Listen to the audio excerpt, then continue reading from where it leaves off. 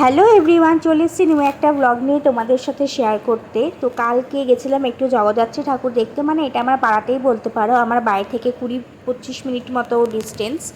তো যাই হোক, আর এখানের এই ঠাকুরটা এত সুন্দর করে, এটা প্রত্যেক বছরই এরকম লাইটিং করে, দেখতে খুবই সুন্দর লাগছিল। আমার আসা হয় না, আমার মেয়ে আর ওর পিপা আসে প্রত্যেক বছর, কিন্তু আমি এবছর গিয়ে ভাবছি যে প্রত্যেক বছরই এবার থেকে যাব।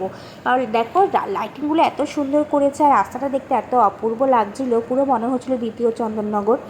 তো তারপরে আমরা আস্তে আস্তে চলে গেছি ঠাকুরের দিকে, মানে প্যান্ডেলের দিকে। আর এখানে গিয়ে তো ঠাকুরের মুখটার দিকে তাকিয়ে মনে হচ্ছিলো ওখানটা খানিকক্ষণ দাঁড়িয়েই থাকি, এত সুন্দর লাগছিলো মুখটা ঠাকুরের, আর এত মিষ্টি। তো যাই হোক, তারপরে দেখো একটু আগিয়ে গেছিলাম, গিয়ে দেখছি একটা ধামসা স্ট্রেচ করেছে, কিন্তু ধামসা তখন বাজাচ্ছিল না, মেবি ওরা হয়তো রেস্ট নিচ্ছিল। ওই পুজোরই একটা ফাংশান হচ্ছিলো, এখানে গান টানও হচ্ছিলো। তো দেখে আস্তে আস্তে আমরা বাড়ির দিকে রওনা দিলাম। তো ব্লগটা কেমন লাগলো তোমরা কিন্তু অবশ্যই কমেন্ট বক্সে জানিও, ভালো লাগলে লাইক কমেন্ট শেয়ার করে দিও। আর নতুন নতুন আরও ব্লগ দেখতে গেলে তোমাদের কিন্তু অবশ্যই আমার চ্যানেলটাকে একটু সাবস্ক্রাইব করে দিতে হবে। তো চলো, আজকের ব্লগটা এখানে এন্ড করলাম, দেখা হচ্ছে নেক্সট ব্লগে, টাটা।